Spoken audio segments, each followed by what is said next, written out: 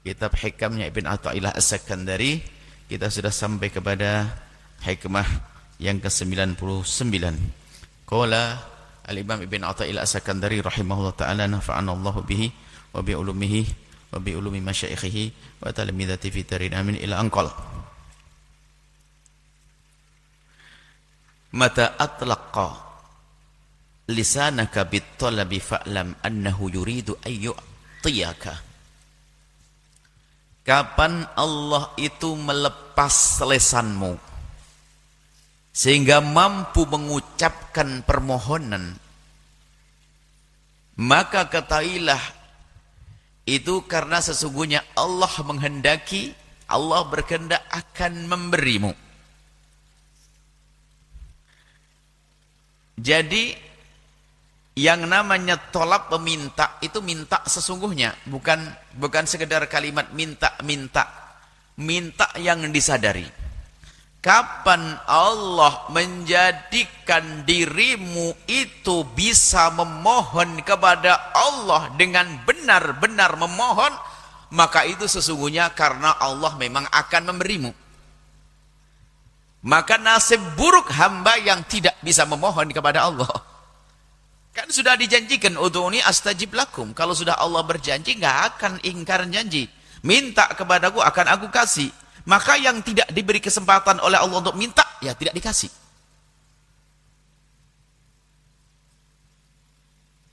Nah, memang kalau memang nikmat Allah adalah banyak, ada nikmat yang kita tidak perlu minta, ada nikmat yang perlu kita minta. Akan tapi kita ilah, tanda Allah akan memberi kepada kita adalah kalau Allah mudahkan kita untuk minta kepada. Lah, memintanya seorang hamba kepada Allah, ini kan menunjukkan kalau dia adalah hamba yang perlu dan punya hajat kepada Allah, itu yang menjadikan Allah senang. Dan orang yang tidak meminta kepada Allah ada dua model manusia. Yang pertama adalah yang memang tidak kenal Allah, maka tidak minta. Nggak kenal Allah, tidak beriman kepada Allah. Makanya Anda jangan nonjol-nonjolkan memberi kepada mereka sesuatu yang mereka sendiri tidak pernah minta kepada Allah Tuhan kita. Surga kan hanya untuk orang beriman. Makanya nas'alukal jannah, kita minta surga. Maka Anda tidak usah pusing deh kalau ada orang mengatakan, kalau dalam akidah kita bunyinya begini, orang yang tidak beriman kepada Allah dan Rasulnya, maka dia tidak berhak mendapatkan surga biarpun dia berbuat baik. Dia hanya akan diberi imbalan oleh Allah di dunia, di surga mah nggak ada. Anda tidak usah berkata gini, kok masa Allah kok kejam banget? Hah? Jawabannya ada, kenapa kok Anda memaksa? Kalau dia tidak minta, tidak perlu kepada surganya Allah kok. Dia pernah punya surga-surgaan kok. Kadang kita yang maksa, kenapa? Harus, kasihan. Dia mendapatkan surga. Dia tidak perlu, tidak minta kepada Allah dan tidak menginginkan. Ente kasih pun akan menolak, tertawa, ngece. Nanti insya Allah kamu akan masuk surga Allah. Dia ngece. Enggak, aku tidak perlu kok dengan surga ente. Dia ngomong gitu, ayo, enak enggak? Kadang-kadang ini umat Islam ini blinger cara berpikirnya. Ya Islam yang ngaco itu. Jadi kalau di luar Islam nanti akan dapat surga dari Allah Subhanahu wa taala. Dia tidak memerlukan surga Allah. Enggak usah Anda tonjol-tonjolkan, enggak usah Anda paksain memberikan surga ke mereka. Dan Anda pun juga enggak punya surga. Yang punya Allah. Wong dia tidak memerlukan surga dari Allah. Bahkan kalaupun diberi dia ketawa, ngejek kok. Masa kita mau Tuhan kita diejek? Mau coba, dia beriman dengan Tuhan-Tuhanan. Dia beriman dengan surga-surgaannya. Lalu kita tawari. Nanti insya Allah, karena kamu berbuat baik di dunia, maka kamu hai orang kafir, kamu akan dapatkan surga dari Allah. Dia akan ngejek. Nah, aku tidak percaya dengan surga ente. Ngapain ente kasih-kasih? Ini ada orang ini sok pengen, maksudnya moderat, pengen dia toleransi, tapi dia nggak sadar waktu ngomong itu. Nggak usah kita paksain yang demikian itu. Adapun hubungan kita dengan manusia di dunia, dia berbuat baik, kita harus berbaik dengan mereka. Tetangga yang Nasrani baik, dia punya khayalan surga sendiri. Orang Hindu punya nirwana yang dia rindukan, menurut dia biarkan. Dan kita tidak boleh mengganggu mereka kok. Islam bukan mengajari mengganggu, tapi jangan dipaksa mereka masuk surga yang kita yakini. Wong mereka tidak mau kok Anda paksa-paksa, ini aneh banget. Ini ada biasa pemikiran Islam-Islam yang ngaco itu, pengennya semua agama sama, nanti dia berhak dapatkan surga dari Allah. Dalam hatinya dia ketawa dia. Anda seorang mukmin yang beriman kepada Allah, kemudian ditawari oleh agama lain, dia punya khayalan, aku punya surga. Lu mau masuk enggak? Ya, ngapain Anda percaya sama surga ente kok? Ini masalah keyakinan harus kita bangun. Baik. Nah, orang yang tidak meminta kepada Allah itu ada dua model manusia. Yang pertama, orang nggak kenal Allah. Maka dia nggak minta karena tidak kenal Allah, ya tidak dikasih surga. Tidak dikasih karena dia. Yang kedua, yang tidak meminta kepada Allah adalah orang yang lupa dan lalai kalau dia itu punya hajat kepada Allah. Nah, sebab kelalaian ini loh yang harus kita cermati. Anak cerdas itu jarang doa, tapi giliran bebel, suka lulus, susah lulus itu minta doa ke sana kemari, tahajud, zikir. Lah kok masa diberi cerdas malah lupa kepada Allah ya? Itu anak cerdas biasanya jarang ngaji malahan. Jarang doa itu. Kenapa? Dia cerdas, bisa menghafal. Tapi yang lulusnya pas-pasan, muazzaz maklum tahajud, Muhammad sholawat. Nah ini. Jadi sebab lupa ini apa? Kadang karunia Allah. Maka sesungguhnya kadang apa yang Allah kurangi dari kita, itu sebetulnya agar kita sadar atau kita lemah biar kita ngadu kepada Allah. Maka di saat kita bisa mengadu kepada Allah, itu tanda Allah akan kasih kepada kita. Allah akan kasih kepada kita. Biar memohon. Dia meminta, kalau sudah dijanjikan oleh Allah, ud'uni astajib lakum. Mintalah kepadaku, niscaya aku akan kabul. Itu minta yang sesungguhnya. Bukan minta tapi kurang ajar. Minta betul karena kita merasa punya hajat kepada Allah. Kelemahan kita. Kita hambanya. Dan yakin Allah akan bisa memberinya. Harus begitu. Kita menghadap kepada Allah dengan kelemahan kita. Itu doa. Lah doa nggak sadar tentang dirinya yang lemah, gimana dia berhak untuk dikabul? Menyadari dia adalah hamba yang lemah. Abdullah. Kita hamba Allah. Baru ngadu. Dan Allah yang memberi. Nah ini yang diterima doanya. Dan yakin Allah maha kuasa untuk memberi. Dan Allah maha kaya. Dan itu keyakinan harus ada di hati kita. Dan tidak boleh ada keraguan. Kalau ada ragu ini kurang ajar dong. Allah kan tahu hati kita. Jangankan kepada Allah, kepada sama manusia saja. Kalau kita suudzon orang nggak seneng. Pak Haji tolong bantu saya. Cuman model Pak Haji kayaknya nggak bisa ngasih saya. Ini kan kurang ajar itu. Kalau Pak Haji kan harus dikasih tahu karena beliau tidak bisa tahu batin ini, tapi Allah tahu apa di hati kita. Makanya permohonan yang sesungguhnya disadari. Kalau kita lemah di hadapan Allah, maka di saat seorang hamba menyadari kelemahannya, lalu dia mengadu kepada Allah, lah ini disadarkan dulu oleh Allah kalau dia adalah hamba Allah. Kemudian dia memohon kepada Allah, itu tandanya Allah ingin memberi dia. Bisa dibalik begini. Tanda doamu yang dikabul oleh Allah adalah jika di saat engkau memohon disertai dengan kesadaranmu kalau engkau memerlukan kepada Allah, hajat kepada Allah. Hajat yang sesungguhnya. Ini atlaq lisanaka bittalab. Allah membuka lisanmu untuk memohon. Jadi lisan biarpun Allah berikan kepada kita, ini kan lisan kita, tapi tidak semua orang bisa memohon dah ya. Nggak bisa semuanya memohon, kecuali Allah bimbing kita untuk memohon. Dan kadang lisan itu memohon, tapi hati tidak memohon.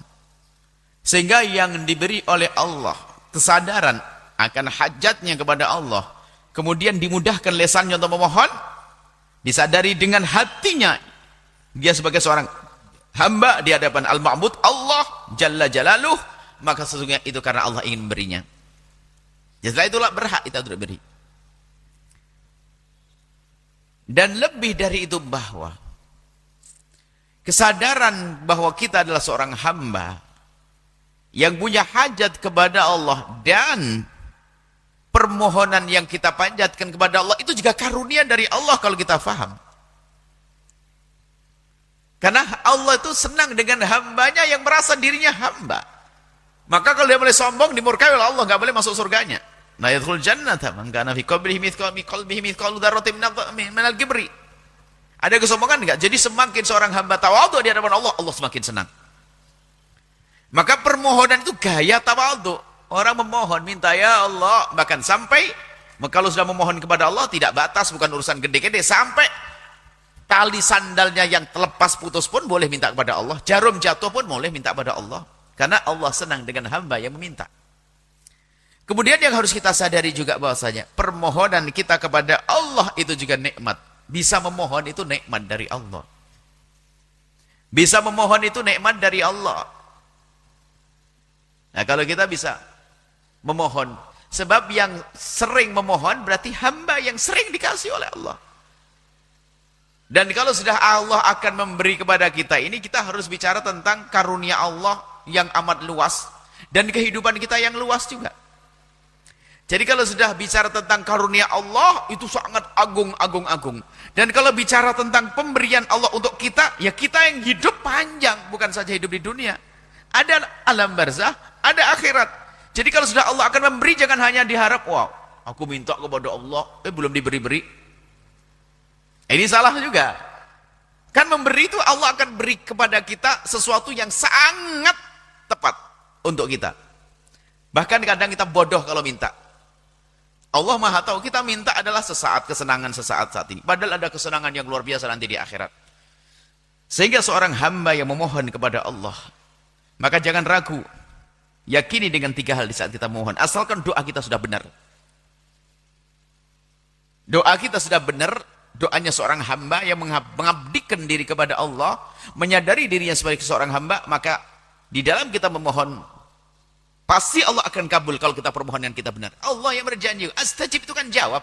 Udhuni, mintalah kepadaku. Astajib, aku akan beri. Allah bukan seperti raja yang mungkin bisa lemah dan lupa.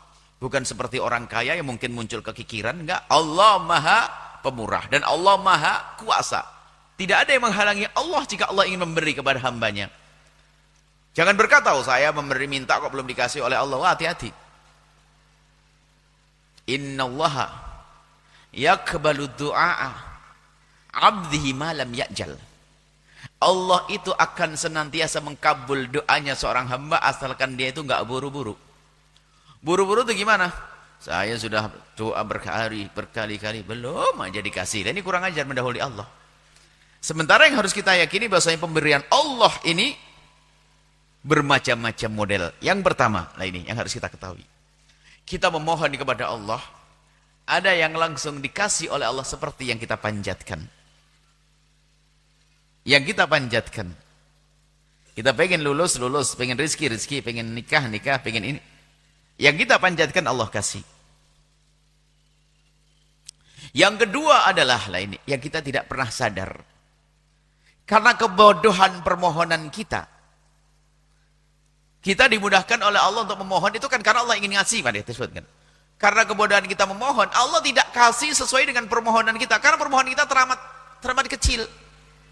Artinya ada hal yang lebih penting lagi. Maka Allah tidak kasih seperti apa yang kita minta, tapi Allah kasih yang lainnya.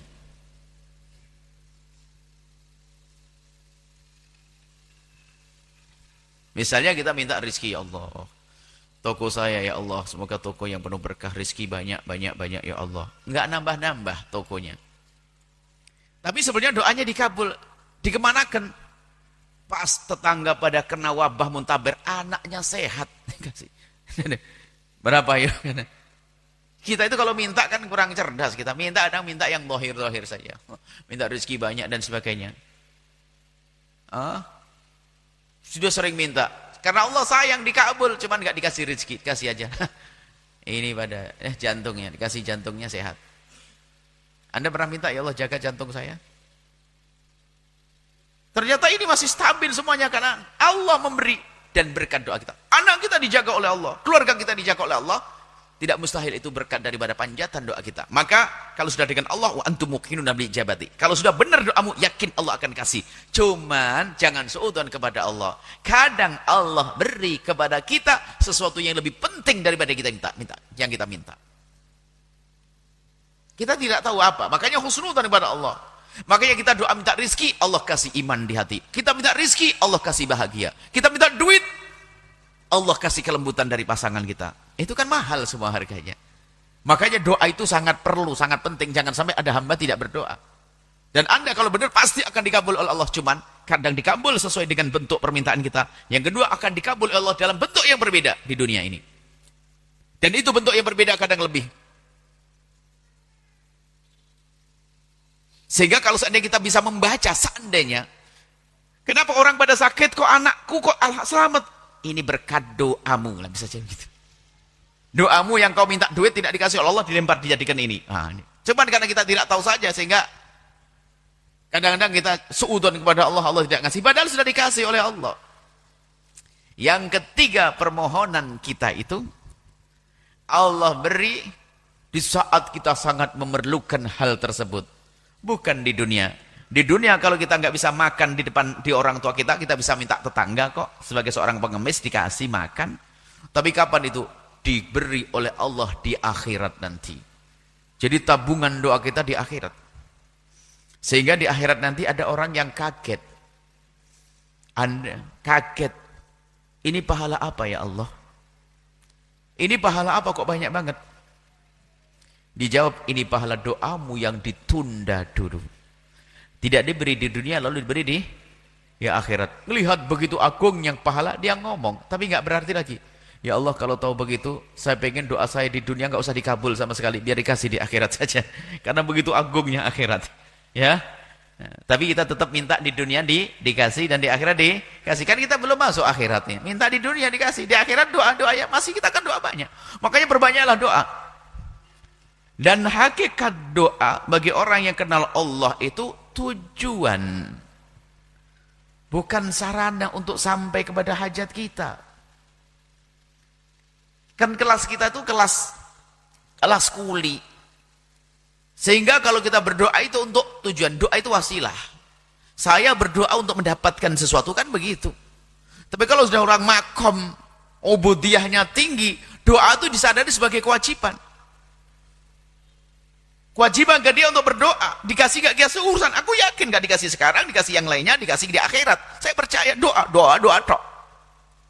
Kalau kita kan perantara. Lah kalau perantara itu repotnya apa? Di saat sudah dikabul nggak doa lagi. Kan banyak begitu. Dulu Masya Allah, waktu utangnya banyak, ngaji terus. Doa terus. Giliran sudah utangnya kebayar, nggak kelihatan lagi. Lah kan? Karena doa bukan tujuan, jadi wasilah. Maka dikatakan doa itu mukhul ibadah, saripatinya ibadah, ya doa. Maka berdoalah Anda ini sebagai kewajiban kita di hadapan Allah, kesadaran kita sebagai seorang hamba, bukan kita jadikan wasilah. Kalau wasilah kan begini, saya pengen itu, saya pakai perantara doa. Setelah dikabul, nggak pakai doa. Ini bahaya. Makanya berdoalah kepada Allah, banyak memohon kepada Allah. Dikit-dikit doa. Dan katailah, Allah marah jika kau tidak minta. Beda dengan manusia. Kalau kita sering minta, bosan dia, bisa marah sama kita. Tapi kalau dengan Allah, semakin kita meminta, Allah semakin senang. Bahkan disunahkan ilhah. Ilhah di doa itu kalau minta kepada manusia kayak maksa. Tapi Allah kan tidak bisa dimaksa. Maksudnya minta, ya Allah, ya Allah, ya Rabb, ya Rabb, ya Rabb. Dalam hadis. Ilhah, ya Rabb, beri ya Allah, ya Allah, beri. Kalau sama orang kan marah, kasih pak, kasih pak, kasih, udah, diam. Kan gitu kalau manusia. Tapi Allah enggak. Karena ilhah itu dianjurkan, ilhah fi doa. Doa kalau bahasanya meminta dengan benar, ya Allah, kami punya hajat, ya Allah, ya Allah. Nah, siapa yang bisa seperti itu? Yang bisa berdoa dengan bermacam-macam cara? Siapa? Orang yang akan diberi oleh Allah. Maka sadari dirimu, jika engkau susah berdoa, jangan-jangan memang engkau dijauhkan dari rahmat Allah. Doa dalam setiap saat. Maka diajarkan Nabi, doa mau tidur, bangun tidur, mau makan, setelah makan. Ini semuanya diajarkan doa Rasulullah. Mau berhubungan suami istri ada, sampai semuanya ada, punya anak ada. Doa-doa semuanya. Sebab doa itu adalah tanda penghambaan kita kepada Allah dan Allah senang. Maka kembali kepada hikmah Ibn Attal As-Sakandari, kapan Allah memudahkan dirimu untuk berdoa, maka sesungguhnya Allah ingin memberimu yang banyak. Itu. Allah akan memberimu. Tapi kalau ternyata kita jarang doa, ya jatahmu itu pas-pasan sudah. Di akhirat fakir, orang pada mendapatkan banyak, di akhirat nggak punya apa-apa. Suatu ketika ada bertanya, Buya, saya sudah divonis oleh dokter, kandungan saya diangkat, saya nggak punya, apakah boleh saya minta anak, minta anak? Doa, nanti akan diganti oleh Allah. Anak itu kan bukan sekedar urusan anak, nanti di akhirat punya anak, pahala banyak nanti. Kan jadi pahala nanti. Kemudian waktu saya berhubungan suami istri, apakah saya harus baca doa Allahumma jannibna syaitan wa jadibi syaitan warzaqtana? Kan saya tidak bakal punya anak. Tetap dianjurkan, urusannya kan bukan urusan pengen punya anak saja lah. Itulah model kelas-kelas kuli tadi. Jadi kalau berbuat itu harus kasih. Kalau ini enggak, doa kita dinilai oleh Allah. Doa, jadi memperbanyak doa itu penting. Permohonan kepada Allah, semakin banyak kita memohon, sebetulnya semakin kita menyadari kehambaan kita. Dengan kesadaran kehambaan kita, mempermudah kita untuk menghambakan diri kepada Allah Subhanahu wa ta'ala. Dan itulah kemuliaan yang sesungguhnya. Semakin mulia seseorang, semakin tinggi kesadaran akan kehambaannya. Dan semakin orang tinggi kesadaran akan kehambaannya, semakin mudah di dalam menghambakan diri kepada Allah. Maka ibadahnya seseorang yang tanpa disadari dirinya seorang hamba, ibadahnya orang action, riya, sombong, dan tidak diterima oleh Allah Subhanahu wa ta'ala. Sehingga betul di saat seorang menghambakan diri dalam bentuk ibadah, maka dikatakan aqrabu ma yakunul abdu min rabbih wa huwa sajid. Paling dekatnya seorang hamba dengan Tuhannya waktu dia sujud, lihat. Jidat. Yang kita banggakan, ditaruhkan, diletakkan di tanah. Itulah yang paling dekat dengan Allah Subhanahu wa ta'ala. Maksudnya apa? Semakin kita merendah, semakin dekat kepada Allah. Man tawadha rafa'allah. Orang tawadhu diangkat oleh Allah. Wa man takabbar, orang sombong, wadha Allah, akan Allah rendahkan. Seperti itu. Doa tanda ketawaduan. Mari kita berbanyak doa memohon kepada Allah Subhanahu wa ta'ala. Wallahu a'lam bis